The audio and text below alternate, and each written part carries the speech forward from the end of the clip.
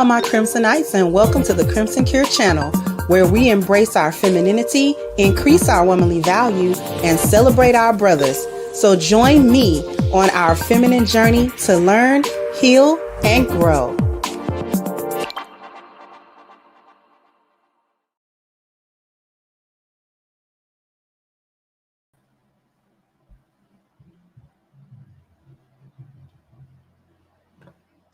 Thank you, Pierre, for the first contribution to the show. That we back in the bone. We back to back in the boneyard. Yeah, we are.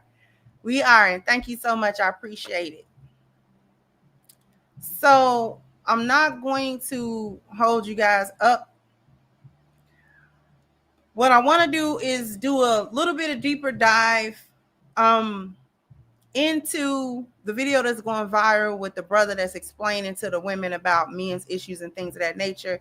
He was kind enough to provide the entire conversation and the page that it was on.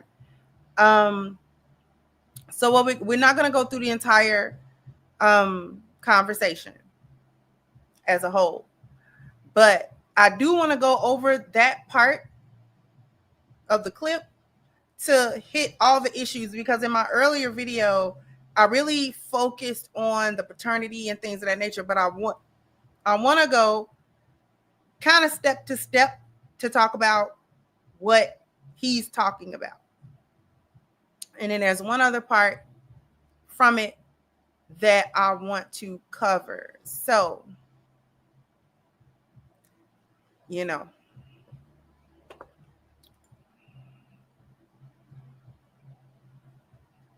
So I want to kind of start right where he starts going in, because he actually does it fairly early.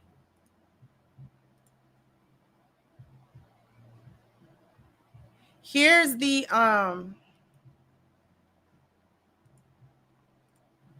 link to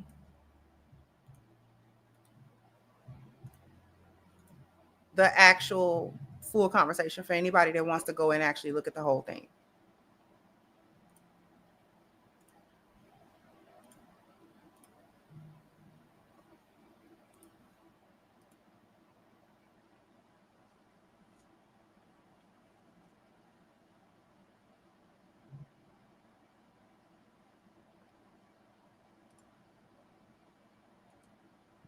You don't care about mandatory paternity tests.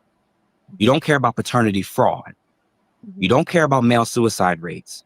You don't care about equalizing hard, laborious jobs outside. You don't want to equalize that. You don't care about what happens to people that are falsely accused, which is almost always exclusively men. You don't actually care about the declining school performance, the rise in ADHD diagnosis, and the psychiatric medication that comes from it. You don't care about the lack of homeless shelters for men. You don't care about the weaponization of the family court, the equal custodial rights, reproductive say for men, reduction in child support and alimony, pathologizing of just men and masculinity in general, negative attitudes towards even men that want a nuclear family. You don't think or care about any of these things. And I'm not even saying it's just the feminists that don't care about it. Nobody I'm saying most people who don't do what I do don't care about this at all. And you're creating, and we talked about this 80-20 rule. What's happening to the 80%? You don't care. The 80% is, unfortunately, if the brother's listening, the 80% is the 75 to 80%. That's the boneyard, beloved. That's the boneyard. So the way I'll break it down is 70% pure boneyard,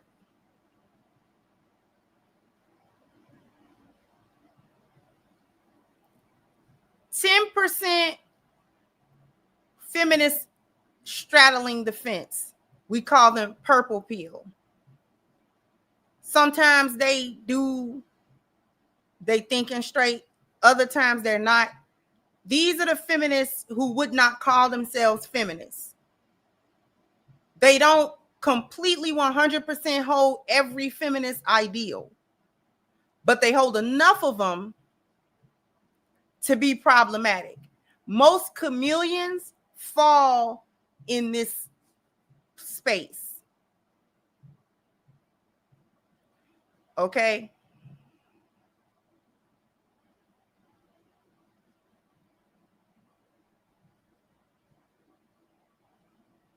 So about 70% boneyard. Another 10%, 5 to 10% straddling the fence. And in that last maybe 15% or so, 20%, 20 at the highest, it's a few more now. So I would have said a few years ago, only 20% lionesses. It's probably about 25% at this point.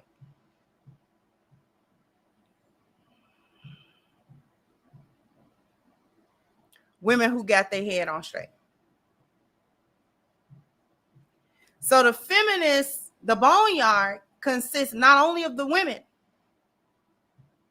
of the men. It consists of the men who support the boneyard in various different ways and support the boneyard, both overtly and covertly. What do I mean by that? Just like it's overt hyenas, overt feminists, covert feminists. There are women who are loudly a part of the sisterhood hyena clan. And then there are those who are a little bit more quiet. They're still a part of the hyena clan, but they're more subtle in how they participate in it.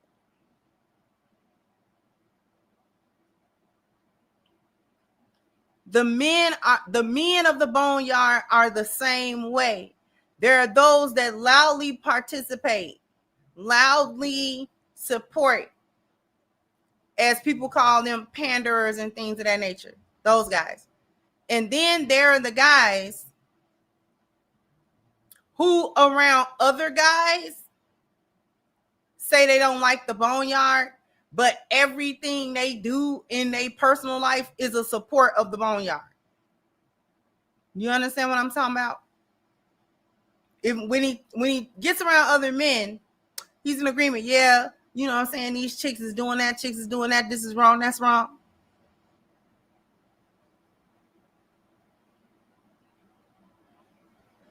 But in his personal life, he's a hyena. He participates in every pathology that is common to the boneyard. He's a willing participant. He derives whatever benefit he thinks he derives out of it. He supports it. He supports the women. He supports the goofy ideologies. He supports the horror culture of it all. He supports it. And then there are lions who don't, even in their own personal lives, they don't participate in everything that is common to the boneyard.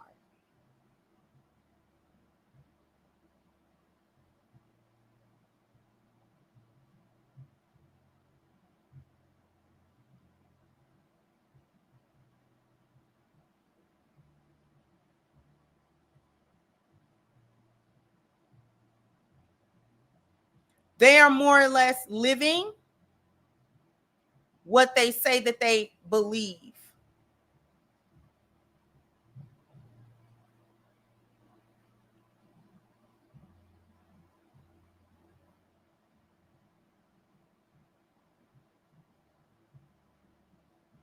Okay.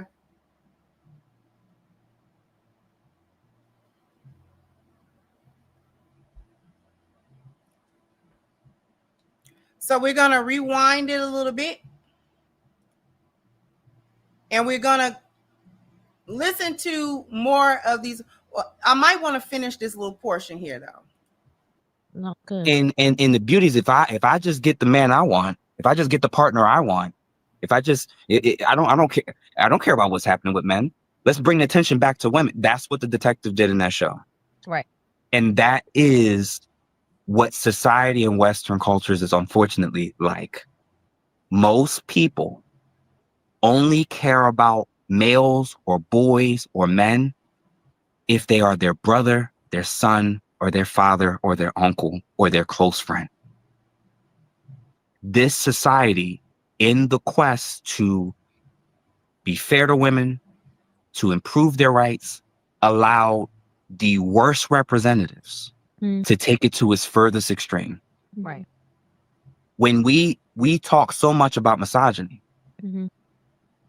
most women can't tell you what the term is for a strong distaste and hatred for men.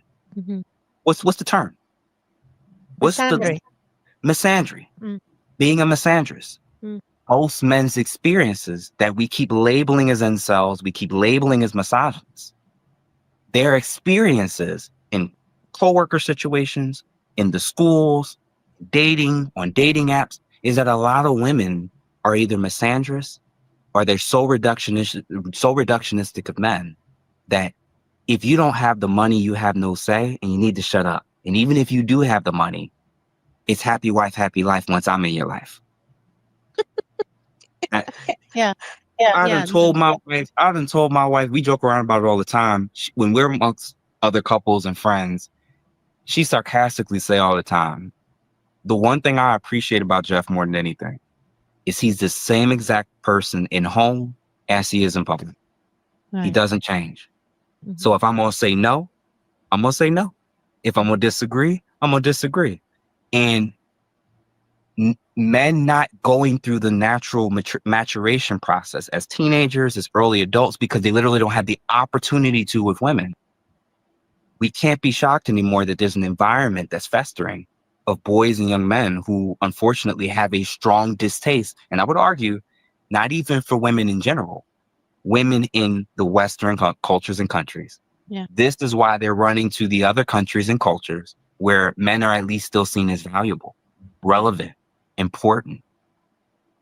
No, I think that will break a point. PhD diagnosis and the medication that psychiatric. He goes through several different points. What happens to people that are falsely accused, which is almost always exclusively men. Hard, laborious jobs. Keep trying to back it prior to this debate, it's always been for many people, and particularly many men, it's more so a women advocacy program, which is totally fine. But you cannot say that you care about men and that you're advocating for equality. And I'm going to list these things off, and I wrote them down to make sure I don't forget it. You don't care about mandatory paternity tests. You don't care about paternity fraud. You don't care about male suicide rates. You don't care about equalizing. Let's talk about this. Why I can't? The male self-unaliving rate.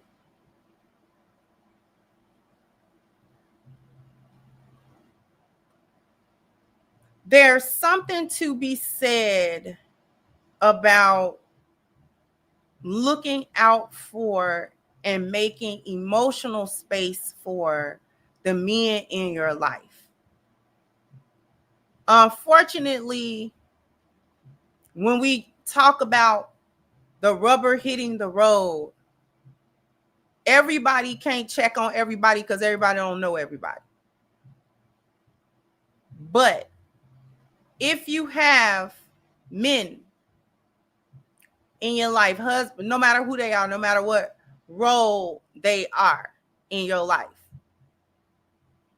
if you have men around you that are in close enough proximity, then you and I would say this to other men too. Other men need to do it too. But and I'll tell you why I say that. Because men actually need to be checked up on. They're not going to talk about it. They're not going to voice the level of depression that they are going through. They don't go to therapy. They don't talk about it with their family. They don't talk about it with their friends. Either they don't have the outlets or they don't feel comfortable using the outlets that they may have. Having battled major depressive disorder with suicidal ideation and attempts, I know from firsthand experience what that is, what that's like. The hardship of having to perform all day. And when I say perform, I just mean live life competently. That's performing. When you're majorly depressive, just the everyday mundane things is a performance. You have to actually turn yourself on. You have to turn on in order to go to work. You got to turn on to get up out of the bed. You got to turn on to go to the shower. You got to turn on to fix you something to eat. You got to turn on to say hello to somebody. You got to, every action that you do is a task in and of itself. Okay?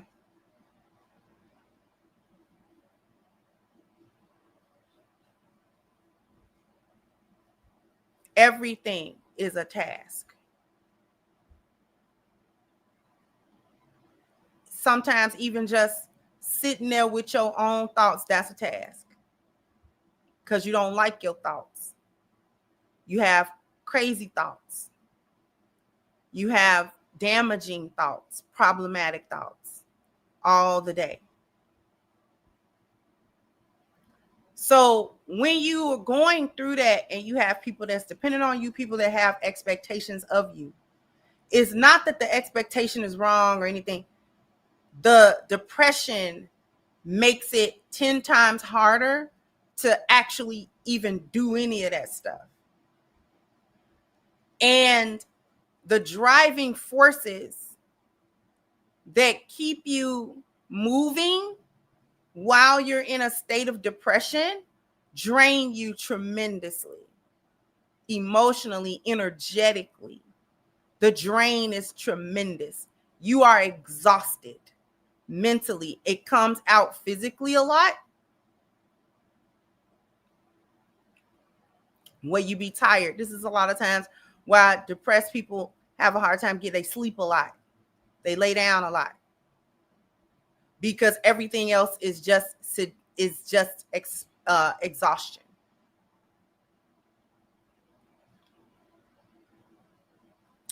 The thing that made me say everybody needs to check up on the men in their life, the men and women alike. This message is not just for women. Men, check on your friends. There was a TikTok trend that was supposed to be funny, but actually it wasn't sad, it was sobering. The TikTok challenge, little joke prank challenge, was for men to call their best male friend and tell them good night.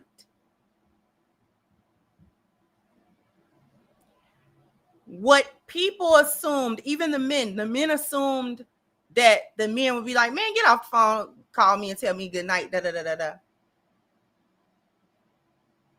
The men, when they call a friend and say, man, I just wanted to call you and tell you good night, the majority of those male responses was thank you. Oh man, I needed that. I don't remember the last time somebody told me good night or checked on me today. Thanks, man. I appreciate that.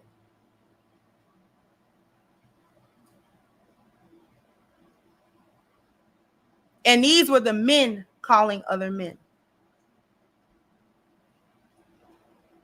It was supposed to be like a joke, like, haha, hey, guy, just messing with you, dude, But those men needed that. They needed somebody to say, hey, you know, hope you have a good night, man. Rest up.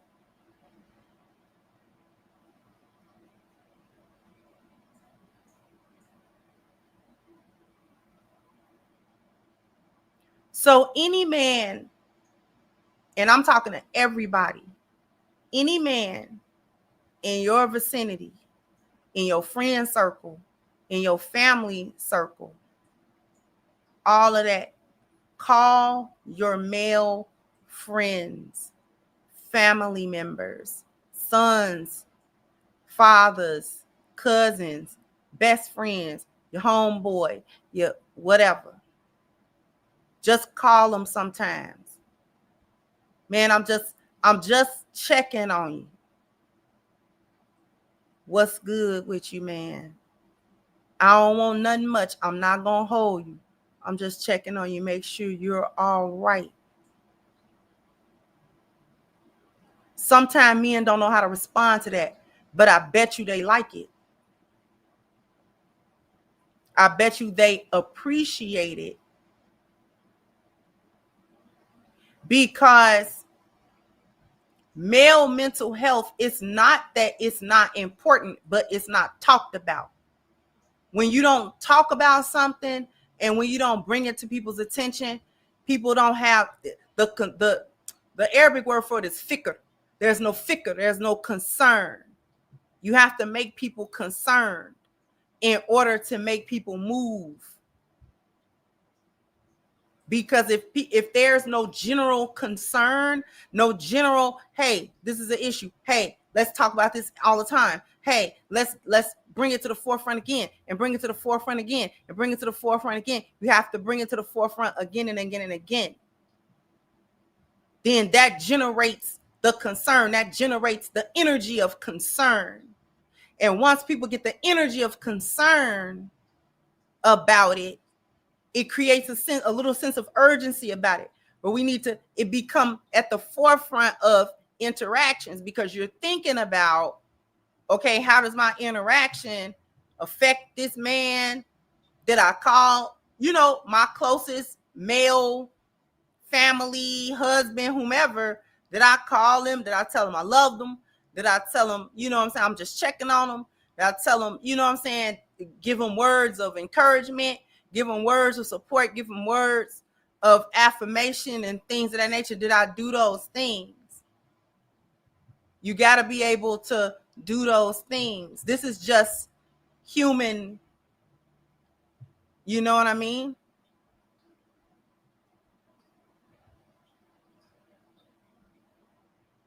I used to call my dad. I used to call, you know what I'm saying? I text my brother out the blue. Hey, it's been too long. You all right? What's going on? I don't want anything. When I say I don't want anything, I'm not calling them or reaching out to them in order to receive something from them. I don't want no money. I don't want you to do nothing.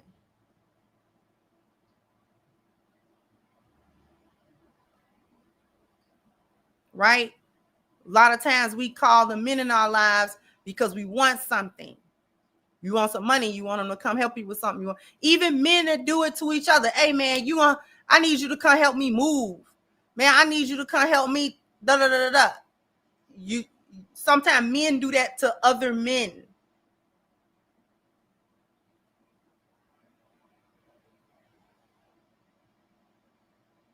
Because men are so useful, people forget that they're not only useful.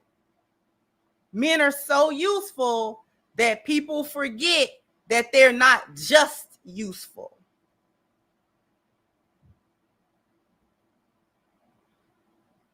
So when I used to call my dad, I didn't want him to do anything. I wasn't calling him for a favor. I wasn't calling him to. I was calling him because I wanted to hear his voice, and I would tell him that. I just wanted to hear your voice. It's been 2 days, been 3 days. I just wanted to hear your voice. I just wanted to see how you doing, Dad?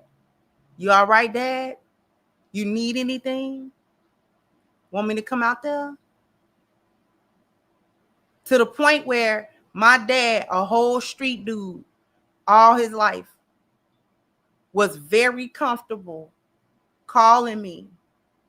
I need you to come do blah, blah, blah, blah. I need da, da, da, da, da.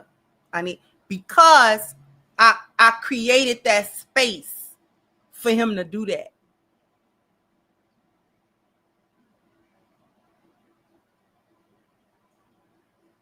I created the space. So he was comfortable in the space. I created the space by not only calling and checking in on him, but there was never any opportunity. There was never any event. There was never even any time where anything that happened or anything he went through became a negative subject of conversation. In other words, I never brought nothing up. You know what I'm saying? Threw nothing in his face.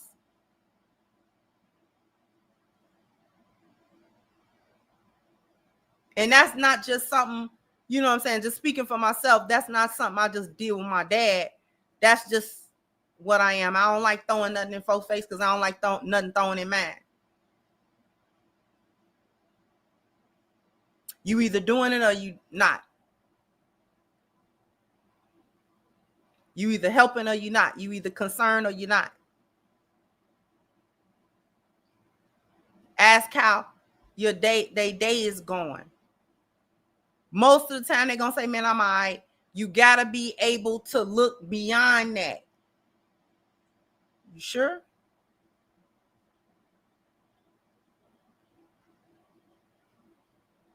You sure you good? You know, you can always, you know, talk to me. You can always call.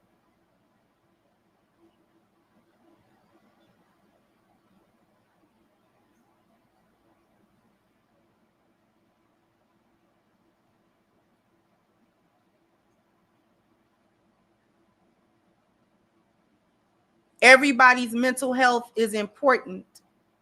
When I say that in not just women's mental health and all of the things that women mentally go through. I'm not saying this to diminish women's mental health. I'm saying this to shine a bigger spotlight on men's mental health. The burden is usually heavy to them. And to have to carry it silently is even worse. Because you think, well, don't nobody care about nothing that I'm going through. Don't nobody, they ask me how I'm doing, but they don't really want to know how I'm doing.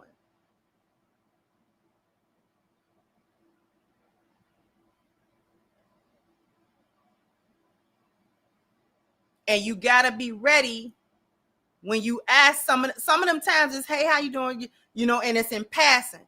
But sometimes that, hey, how you doing can't be in passing. You got to pause for a minute and let them answer that. How are you? And the pause is to let them know I'm not looking for, yeah, I'm not looking for that. How are you? What's going on with you? You good? I see you've been going through such and such. Whatever happened with that situation? You're not trying to be nosy, but you are trying to figure out where can I offer some support.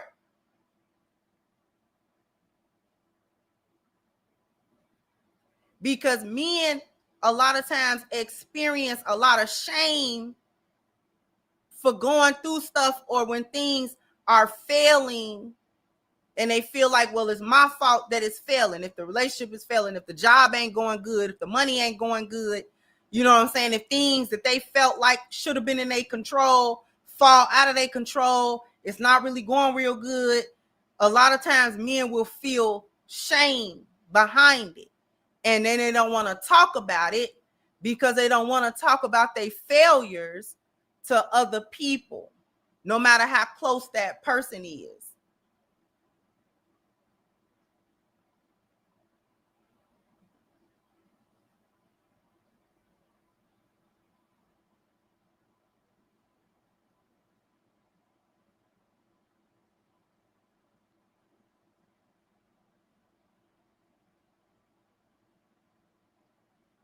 So you gotta let them know that it ain't no heat, no judgment. I'm not judging it. I'm not judging if, you know what I'm saying, you ain't got no money right now. I'm not judging, you know what I'm saying, if whatever's going on and it's not very flattering. I'm not judging that. And the way to make men feel safe is to consistently do that. If they see the consistency with you just trying to support, you're not trying to hold nothing over their head, you're not trying to make fun, you're not trying to, you know what I'm saying, be slick and all of that other type of stuff. You're not, you know what I'm saying, it's coming from a genuine place.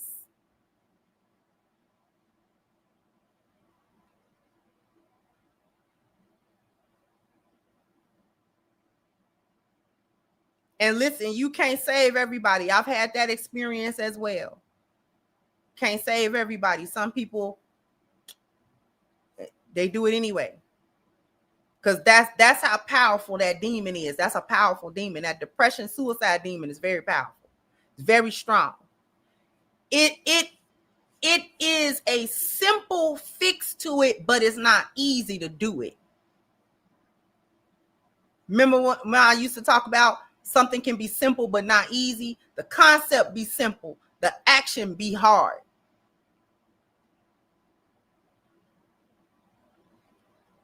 The way to defeat the depression demon is to do everything that the depression tell you you don't want to do. You got to actually do everything that the depression demon tell you you shouldn't do. You shouldn't talk to nobody because, you know, you don't want to talk to nobody. You shouldn't go nowhere because, you know, you don't feel like going nowhere. You shouldn't get up out of bed because, you know, you don't feel like getting up out of bed. That event you got invited to, you don't feel like going to that and socialize with these people and da-da-da-da. You don't feel like getting up, going to no gym. You don't feel like doing all that. What's the use? You know what I'm saying? It ain't going to do nothing no way. All of that stuff, the reason why the depression demon speaks so bad on that stuff is because those are the actions that give you healthy dopamine hits. Those are the things that actually make you feel better.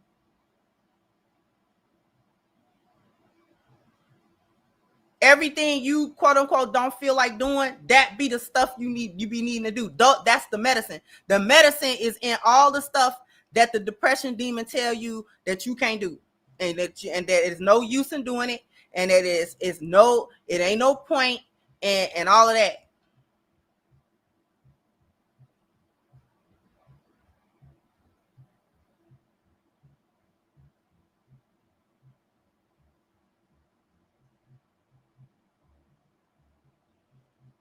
That's the way you get rid of the depression demon. That's how you fight it.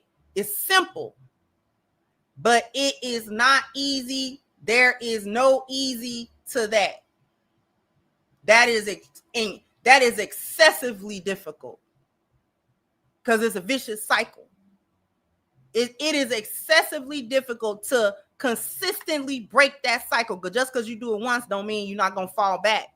You got to consistently keep on breaking it, keep on breaking it, keep on breaking it, keep on breaking it, keep on breaking it until one day it breaks.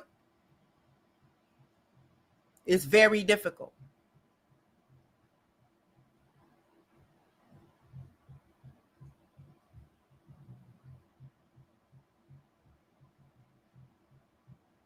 So we definitely need to make sure that the men in our vicinity, in our family, things of that nature, we check on them, ask them what's going on, and actually listen to what they say.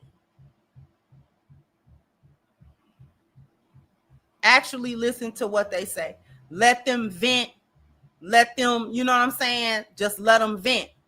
Because a lot of times the joke is that women just want to vent and they don't want their problem solved. Men don't do that as often, But there are times when men have to do that too. Just let him vent it out. He don't want the solution right now. Maybe later on we can circle back to the conversation and do the problem solving of it. But right now, while it's fresh on him, just let him talk. Just let him say it.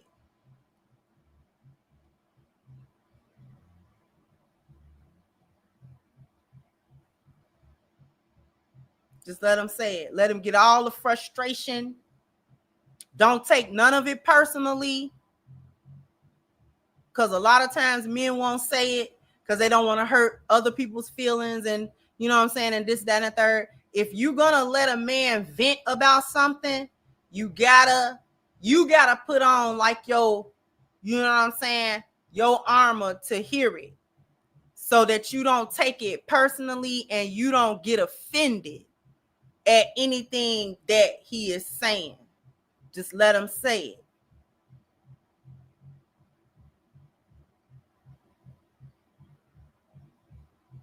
Because even if it do offend you, or you feel personally like, man, was he talking about me? Maybe yes, maybe no. But that's not the time to bring that up. Just let's let him get all of it out.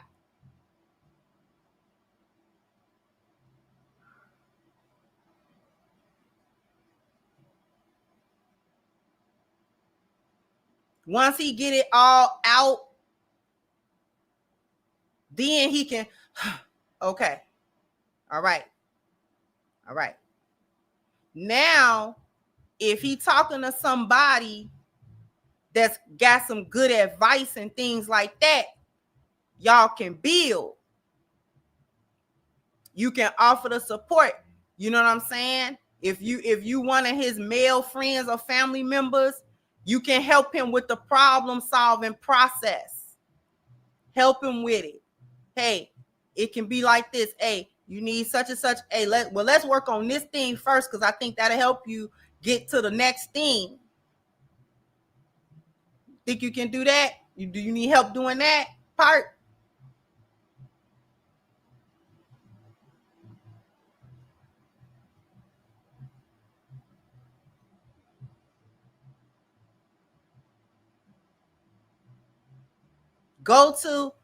The men need to go to also their spiritual base. Go to it. You Muslim, find you some good Muslim brothers to talk to. Find you a good imam. Find you a good scholar. One that's gonna be empathetic to the nuances of what you're saying.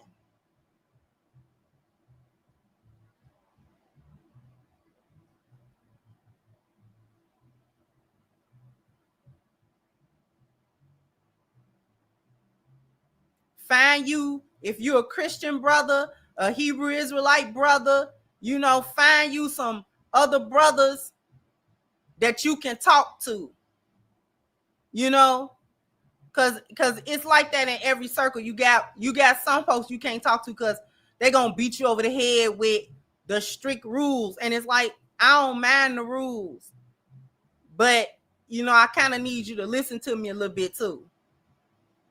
We can get to the rules, but you know, for right now, listen, we know what it is.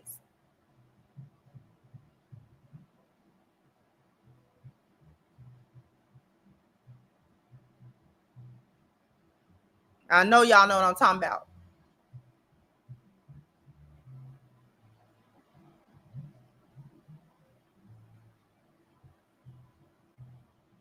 Because it's like that with Muslims too. We know all the rules. We know the letter of the law, but what's the spirit of it? You understand? We know the letter of the law, but what's the spirit?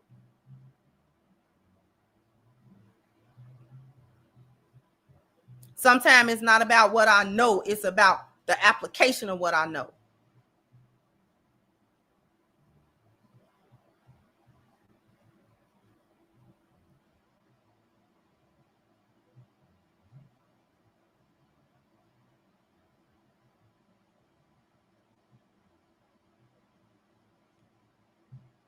You know, you be a Christian brother or a Hebrew Israelite brother, they gonna come with, well, it say in Isaiah over here, and it say, you know, in Deuteronomy over here. I get that. I'm not disputing it. You know, I'm not mad at it. But right now, kind of going through it.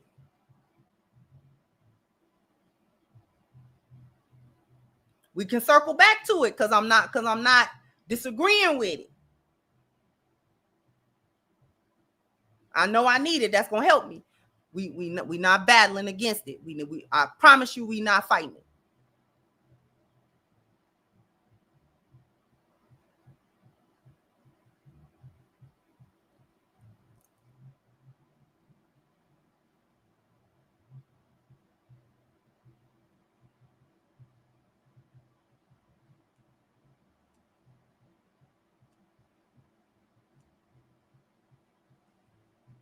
Okay.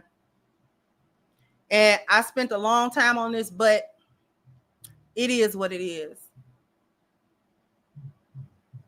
Okay. We got to be able to speak about these things and talk about the harder conversation to have. The less popular, the less sensational conversation to have.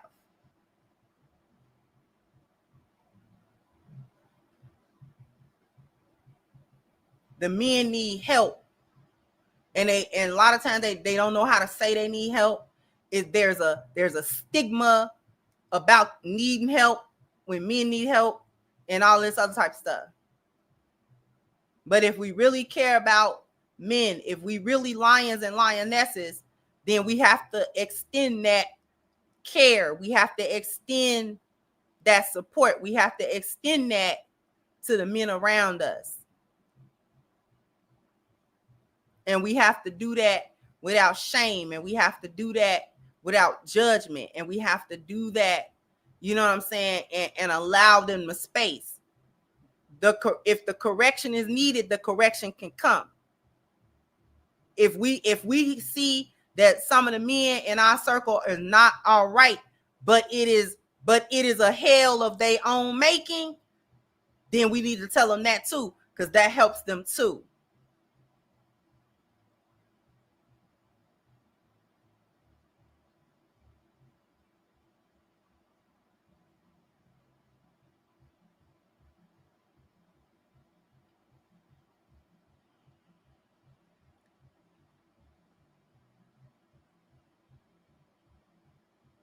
Okay. Because sometimes it's just like with women. When I be talking to the women and they be going through it, but sometimes it's a hell of their own making. You know, you kind of doing it though too. Like it ain't 100% you, but it ain't 0% you either. So we got to talk about that part.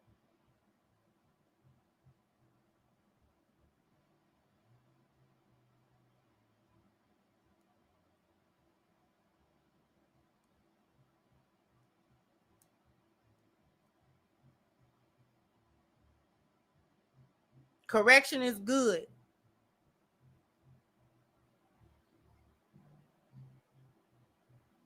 Allah said in the Quran, I lost it just that fast. وَذَكِّرْ فَإِنَّ ذِكْرَى تَنْفَعُ الْمُؤْمِنِينَ. Okay? Verily, the reminders are good for the believers.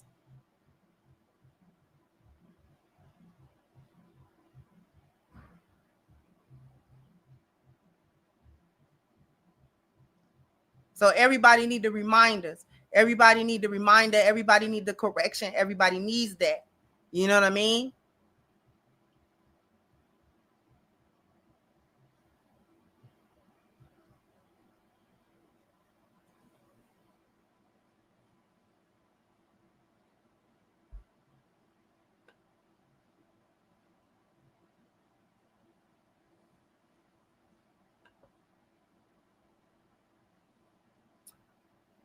After these messages, we'll be right back because we need to have our skin moisturized and shining and soft and nice and smelling good.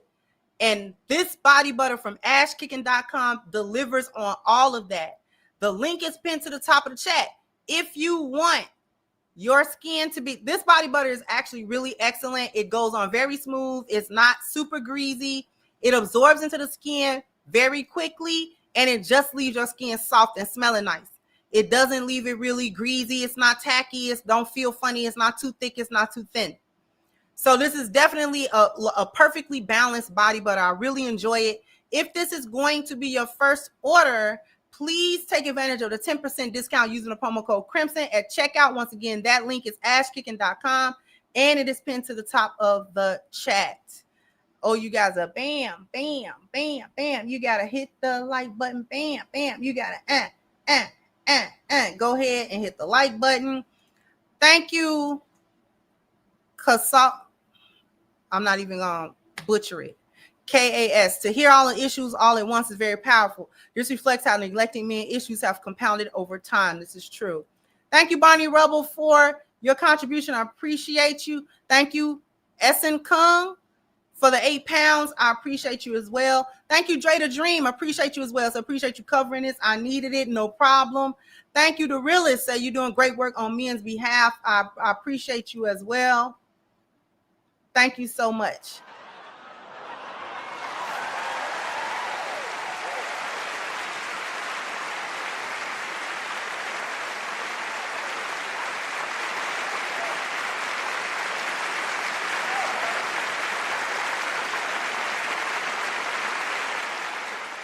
Shout out to my members. E305 been a member for more than a year. Say hey there, Crimson and chat. Thank you, Real Books. Say thanks, CC. Put eyes on them from time to time, even video calls. Yeah, that too.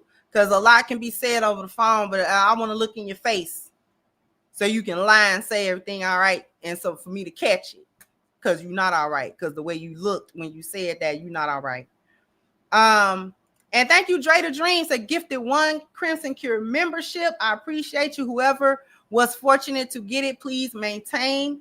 Thank you, Quiet Face. So there's so much gaslighting used when discussing issues from a man's perspective. It's easy to shut down ones to talk because the gaslighting deflects everything back to the man. Your points on the line on venting is priceless. Blessings. Thank you so much. I appreciate you.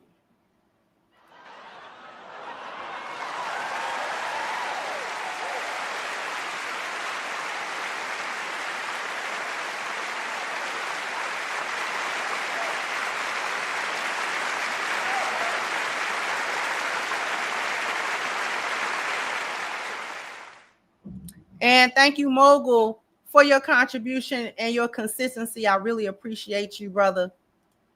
So we're going to get back.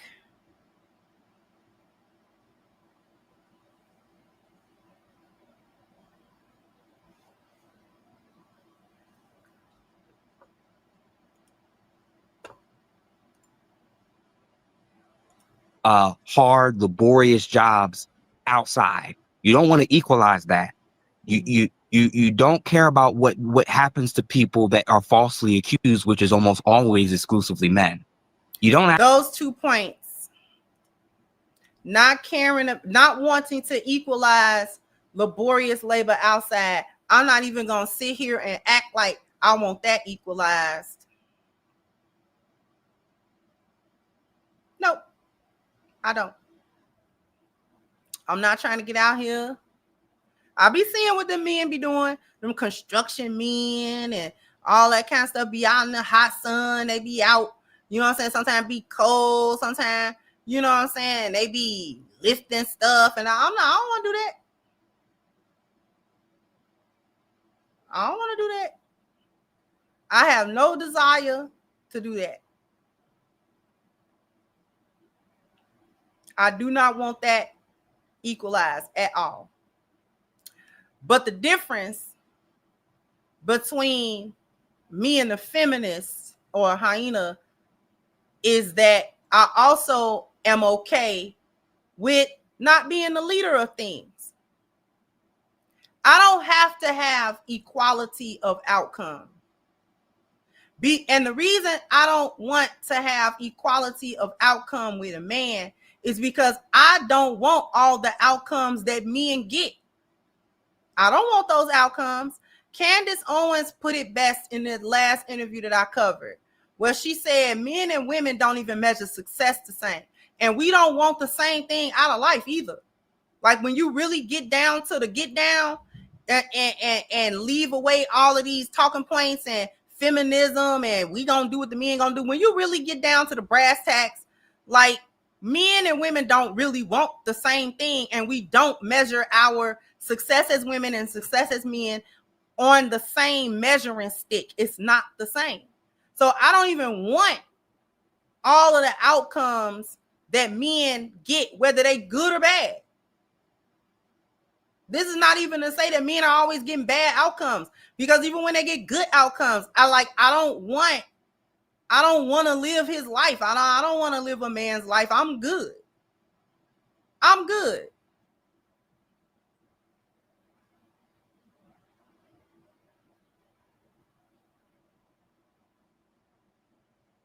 But to the brother's point, all these chicks talk about is, oh, well, 90% of the CEOs of such and such company are men, and we need to make sure that there is a comparable number of women. But they don't say, 95%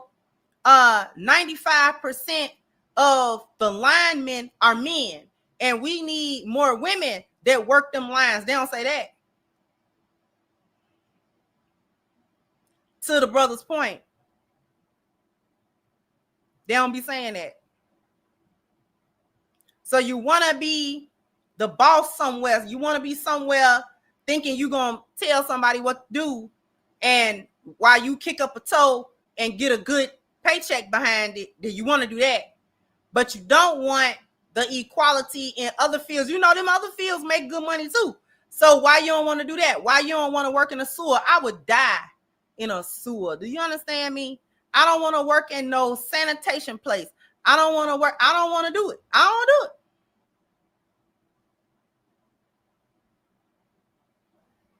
And them jobs be making good money. Them men be going on an oil platform for a month at a time and all that kind of stuff. Some of them is engineers. Some of them is the labor guy. Some of them is the oil guy. Some of them is the cook. Some of them is the, you know what I'm saying? And I'm pretty sure there are women that go there too. You know what I'm saying? Like if I was a cook or something like that, that'd be probably a good job to go sign up for. You cook on the oil platform for a month, come back. You know what I'm saying? Women are not going out there trying to be fishermen. You know what I'm saying? You ever seen that show? Used to come on, I don't know if it still come on, called The Deadliest Catch. And they was Alaskan fishermen, and they would be going to get the crabs to be cold. I don't see no whole bunch of women trying to sign up to get them kind of jobs.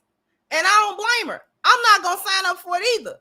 But the thing is, if you're not trying to be, we need more women in these male-dominated fields that's not glamorous, that's not, that don't have all this status attached to it and all that type of stuff, then stop trying to do it for the positions that you think have all the status.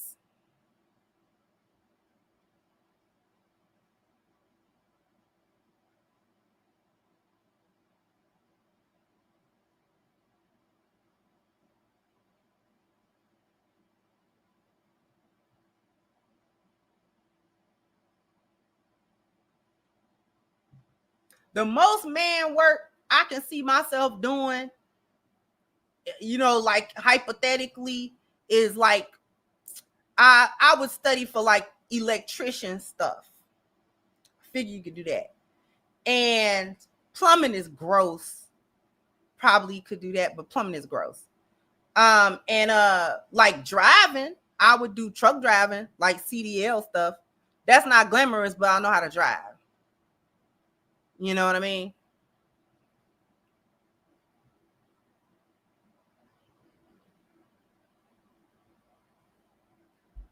Yeah, I'll probably do like HVAC or something, you know what I'm saying? Work on that kind of thing.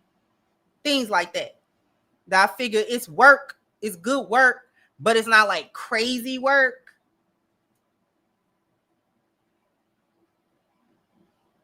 That's about it, though.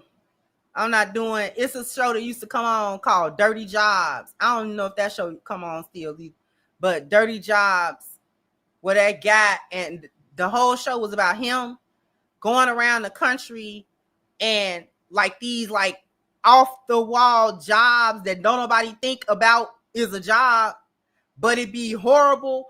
And 10 times out of 10, those jobs are men.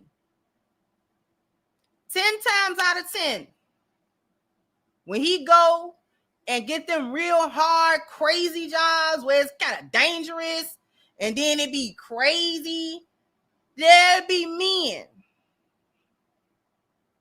I don't be seeing no women do that stuff because women don't want to do that stuff. And for a lot of it, when it requires a lot of physical strength, a lot of it we can't do. We would be a detriment on the job because I can't lift that. You know what I mean? I can't even help you if you get pinned under something. Like I gotta go get somebody.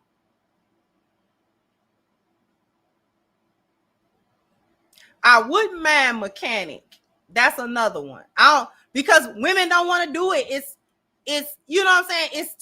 It's not in tune with your feelings. The mechanical is not feelings.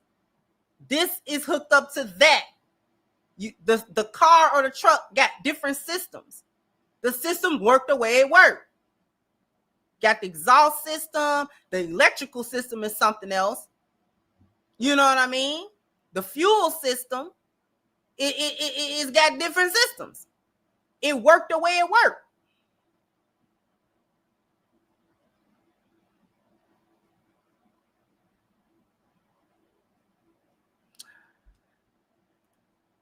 I can't answer for every woman, but I will say this. If it were me personally, hypothetically, the only reason I would have for me to get into something like mechanic is the money. Them jobs make money.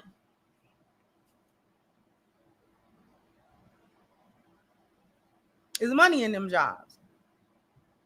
All the stuff that folks don't want to do, there's money in it. It's a reason why it costs you so much to go to a shop. The mechanic got to be getting paid 60, 70, sometimes more, $80, $100 an hour for the work.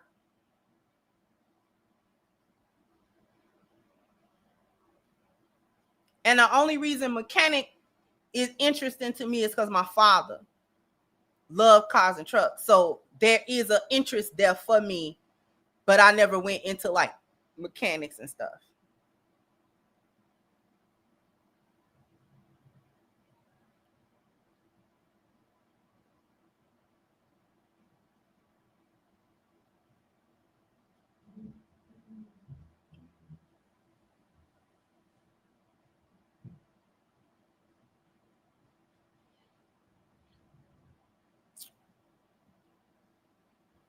So that was really to his point.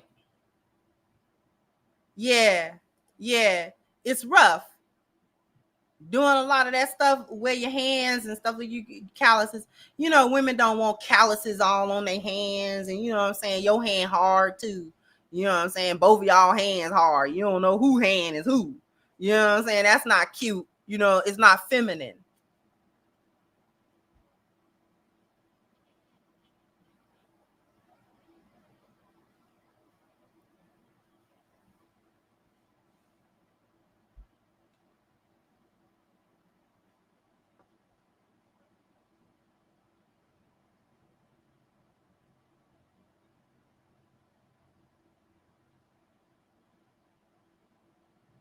So, you know, it's a lot of those jobs. It's not feminine. It's physically taxing.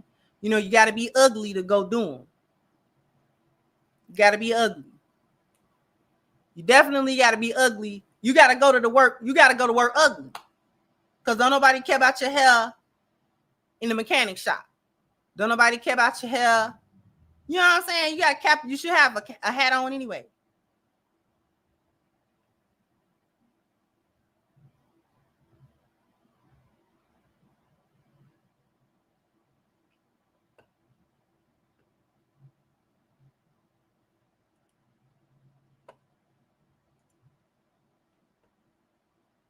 actually care about the declining school performance, the rise in ADHD diagnosis, and the psychiatric medication that comes from it. You don't care about the lack of homeless shelters for men. You don't care about the weaponization of the family court, the equal custodial rights, reproductive. Now, that's one thing I have always not understood. What's with no homeless shelters for the men? I ain't never understood that. What is that about?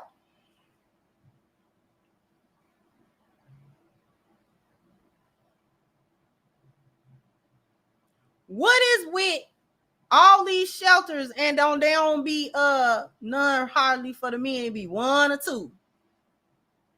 But men be homeless.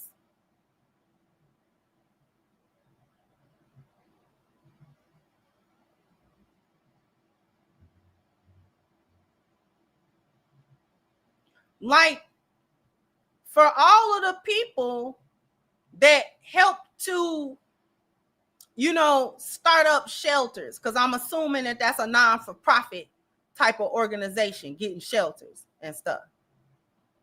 So why are the people who are into getting shelters together, why aren't they getting men shelters together? Like, why aren't they building them? I don't understand that.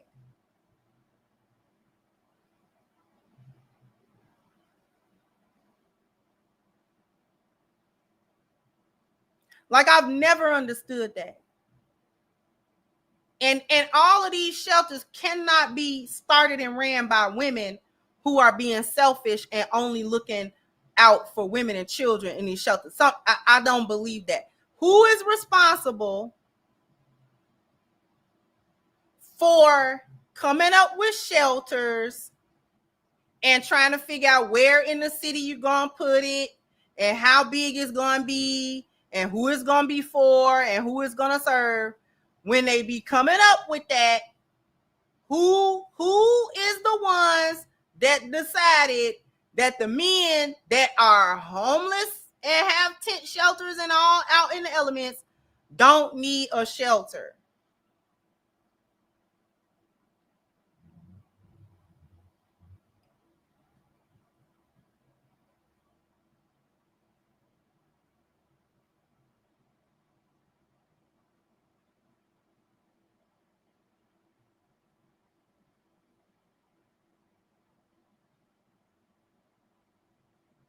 Cause what?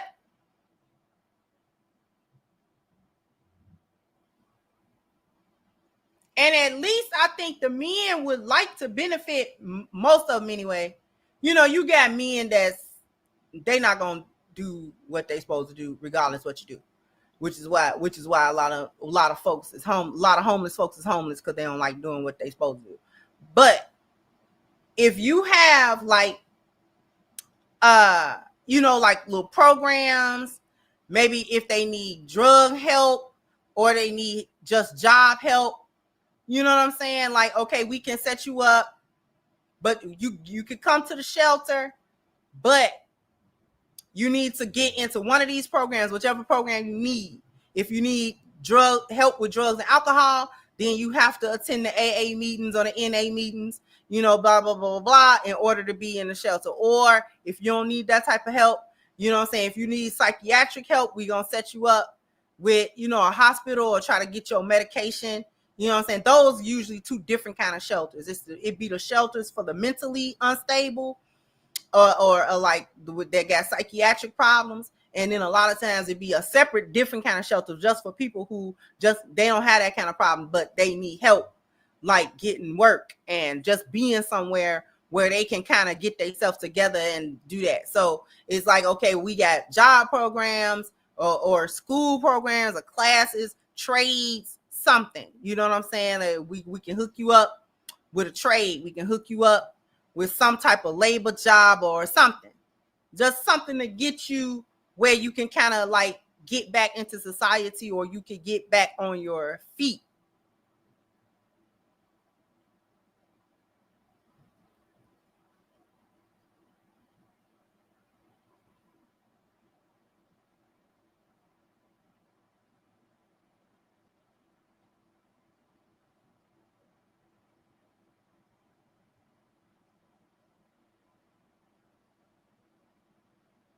So it's like,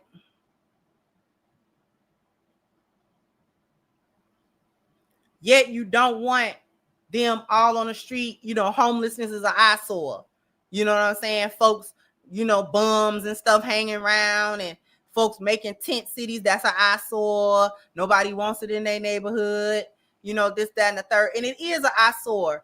It do look crazy. But at the same time, that's what it's for. That's what the shelters and stuff is supposed to be about.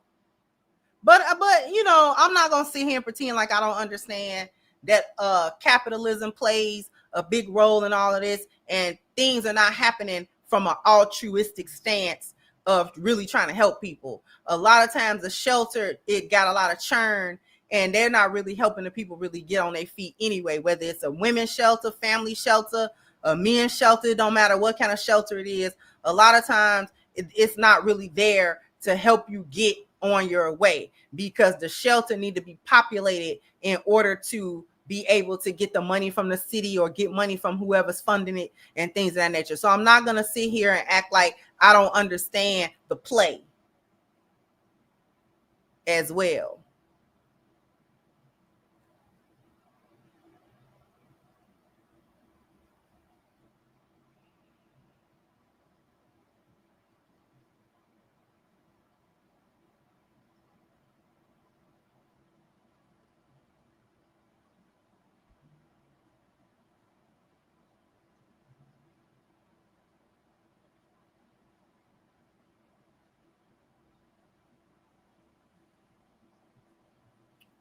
So, you know, it's always an overlay for the underlay.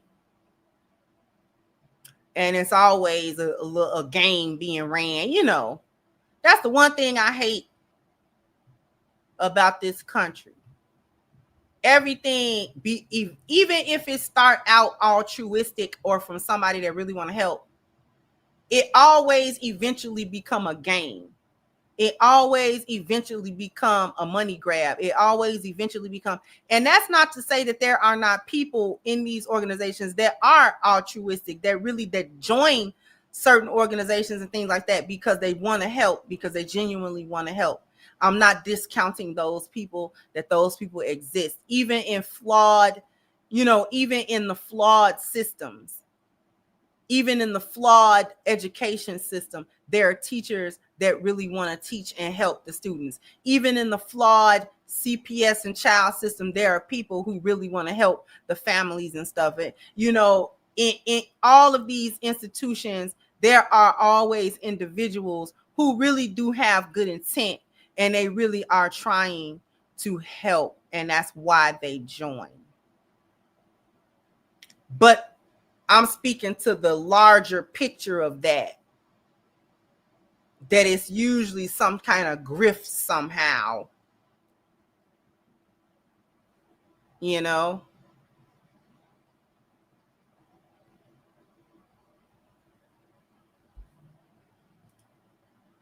Thank you, Gregory said, Kendra, there's a panel where they viewed this video immediately after it was finished. A young lady on the panel stated she didn't care. I'm not surprised. And thank you for the contribution. I'm not surprised.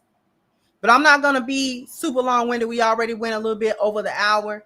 I'm going to go ahead and wrap this up. I want to thank everybody for coming through.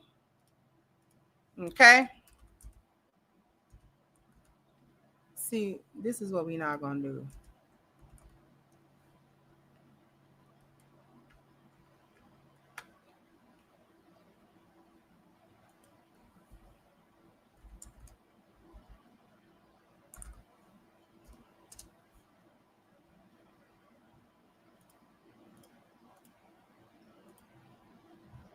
So what you want to do before we log off is to go to crimsoncure.com.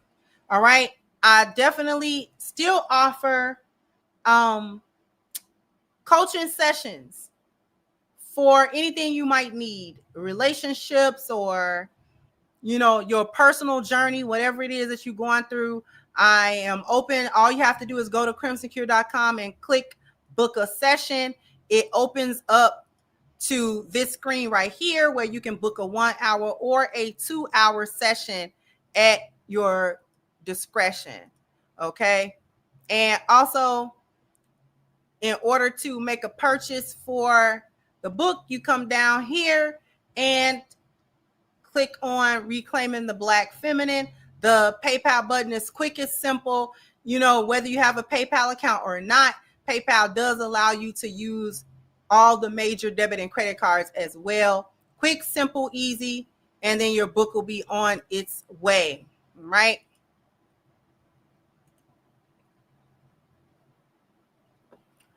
But I'm going to go, and I'm hoping that you guys have a wonderful rest of y'all day.